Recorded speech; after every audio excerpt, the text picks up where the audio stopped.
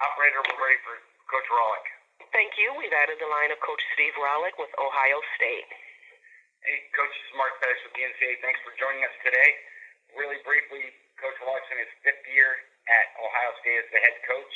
This is the second Frozen Four appearance for Ohio State in school history. The Buckeyes were able to make the Frozen Four this year out of the Midwest Regional in Allentown. They beat Princeton 4-2 in the opening game, and then defeated the national champion Denver Pioneers 5-1 in the regional final. Congratulations again, Coach. If you can give us a quick opening statement, and then we'll open it for questions. Sure, thanks. Appreciate it. I guess just on behalf of our university, our players, and our staff, we're just really excited to be here and be a part of such an unbelievable event and 3 outstanding teams besides us. So, again, it's that time of year. It's down to 4 teams standing. We're just really, really humbled and excited to be one of those 4.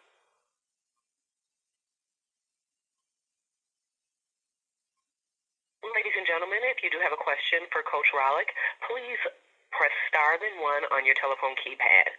And the first question comes from the line of Matt Wellens with Duluth News-Tribune. Please go ahead with your question. Hey, Steve, I wonder if you could go back to the last time you guys played the Bulldogs in that West Regional Semi. How did that affect you and the team, and how much was that really close loss kind of a driver for your squad this season? Well, again, I mean, I think last year we were kind of on the edge if we were in or out, and it took that last game last year for us to get in, and, you know, we hadn't been there in a while as the program.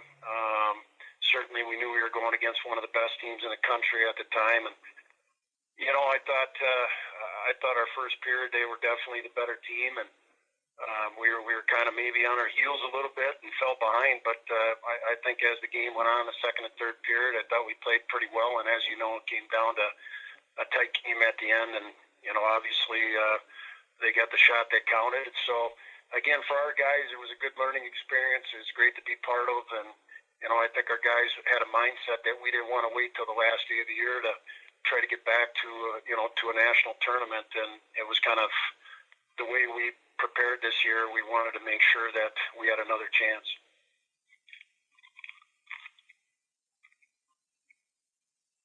The next question comes from the line of Bernie Corbett with Hockey on Campus. Please proceed with your question. Hi, Steve. Congratulations on you and the Buckeyes advancing. My question involves your special teams. They've been right at the top on both the post-side power play and PK all season long, and you got a pretty good differential as far as your man-up to your man-down situation. Just to give us some insight about how you work the special teams and the responsibility on your staff and so forth, and the level of confidence that you have at this time of year, which is so critical. Right. Well, you kind of hit it on the head. I mean, we always talk about it, right? And maybe sometimes you don't work at it as much as you should. But really, at the end of the day, after every game, you can pretty much look at a box score and see the special teams, and it probably gives you a pretty good description of what happened. And we know how important it is, and we've worked extremely hard from the start of the year on both ends. And, you know, starting with the PK, I mean, you know, Steve Miller came in. We tweaked a lot of things on the penalty kill and kind of just turned it over to him. And you know, again, when you have a little bit of success early, you know, your team buys in, and they did that right from the start. And when you got a goaltender that makes saves, I mean, he's your best penalty killer. So I just thought having success early this year on the penalty kill, and then with Steve, you know, really, you know, taking charge, and our guys have just bought in right from the start, and that was huge.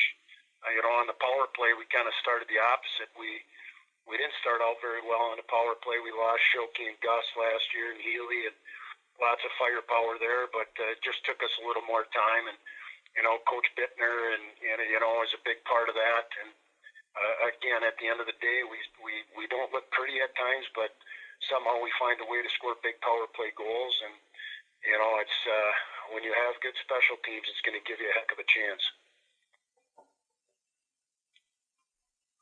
The next question comes from the line of Tim May with the Columbus Dispatch. Please proceed with your question. Thank you very much. Coach, I was wondering, how ironic is it, though, that, you know, you step up and all of a sudden here you are in Frozen Four, and it is Minnesota-Duluth again. Do you understand the poetry there? it's you know what, I mean, it's kind of fun. I mean, you know, for me, an unbelievable years at Duluth, and you know, Sandy gave me a chance to come up there and work with him, and certainly great memories and all that. And the hockey world's a small world, no matter where you turn. You know, this past weekend we played Denver, and Killer was there for 20 years. I mean, you know, so again, at the end of the day, for me, it's obviously another unbelievable hockey team that we got to prepare ourselves for. So at the end of the day, it really is not about me. This is truly about our 27 guys in our program. When you were named the head coach at Ohio State way back when, a little turnover there, was that a big goal moment for you? What do you remember about, you know, you being given the reins, so to speak, and what just went through your mind then? And did you already have ideas of where you wanted to take it? Well, obviously, you know, when that time comes, it's certainly a huge responsibility, and you know, you put the time in, and you got to make sure that you're prepared through your experience. That if you're ever given that opportunity, you know, you sometimes you get one shot at it, and you got to go in there and do the best you can, and surround yourself with unbelievable people, and that's what I tried to do from day one. Just again, it's never about me. It is truly about the people around you. And I've been just so fortunate to have unbelievable staff with me over my 5 years here. You know, not only coaches, but support staff, and really that's what makes the engine go. Real quick follow-up, though. When you're like, the assistant coach at Stillwater High School or whatever it was, Stillwater Area High School, were you already formulating how you get to the next level, or was it just day-to-day, practice to practice, you know, pleasing the boss, so to speak? Well, I mean, that was just really a starting point of when everything really truly started. Is when I got my head coaching, you know, 23 years old, and I got the head coaching job at Hill Murray, my alma mater there in high school, and that's truly when I really started to go, hey, I'd love this business. I'd love to make it a business. I didn't know where it was going to go at that point. You know, when you're that young, you do the best you can. You make a zillion mistakes, but you learn from it. And again, you never get that chance unless you're given an opportunity. And really, when the ball started rolling with the colleges, when Mike Kemp, who obviously recruited me as a player, ended up getting a job at Omaha, and he truly gave me my first step into college hockey after 5 years at Hill Murray. So let me follow one last quickie on that, though. When you stepped in, though, you became the head coach at Hill Murray. What was the first thing you definitely wanted to do or make, you know, from an imprint standpoint, that was going to define what you as a head coach was going to be, but how your team was going to play? What you remember that first speech, that first whatever practice when you made that point? They were going to know what passion was all about right from day one. They were going to feel the passion, and they were going to compete. And if ever, you know, any one of my teams, if you have those two things, you know what, then you let the chips fall where they may, because every team has some skill or not skill or high-end skill. But to me, if you have the passion and you compete, you're going to give yourself a chance, and I think really that's who I am. Thanks. The next question comes from the line of Todd Maluski with Wisconsin State Journal. Please proceed with your question.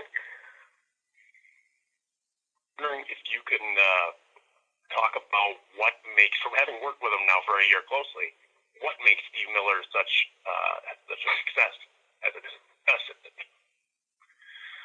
Well, first and foremost, again, it's who he is. I mean, I just said I think I have the passion. His passion is unbelievable. His energy is unbelievable. And again, his experience and his track record and success rate. He loves the game. He loves being around the guys. He loves teaching every part of it from video to on ice. And again, when you believe in something and have as much passion as he has, but yet you back it up with his success rate and everywhere he's been, you know, guys believe in that from day one, which rightly they should. And I think he's just been a tremendous mix to our staff. And, you know, I think people forget J.B. Bittner at the same time. I mean, it's just an incredible mix for me. I'm just really, truly fortunate to have two guys like that on staff. And again, you know, Killer brings that. J.B., who's been a an alumni here and former player here, and he coached at pro level, junior level, college level. He did everything he could to get himself back here. And again, I say it a million times, this certainly isn't about me.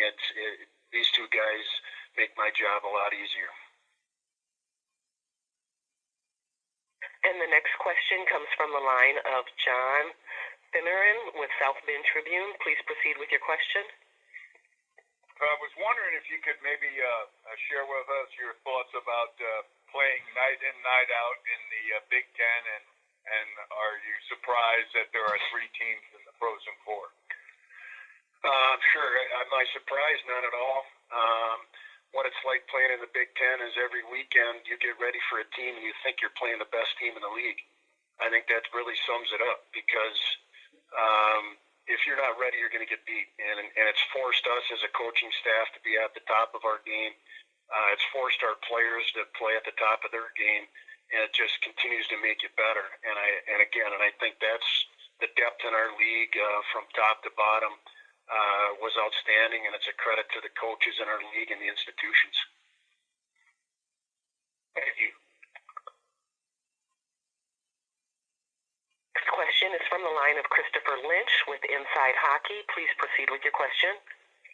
Coach, congratulations on reaching the Frozen Four. I just wanted to ask you about the way your goaltender, Romeo, has progressed throughout the season, because from an outside perspective, he was kind of a wild card in net for a lot of for at least the start of the season. What have you liked out of his progression and his ability to own the job this year?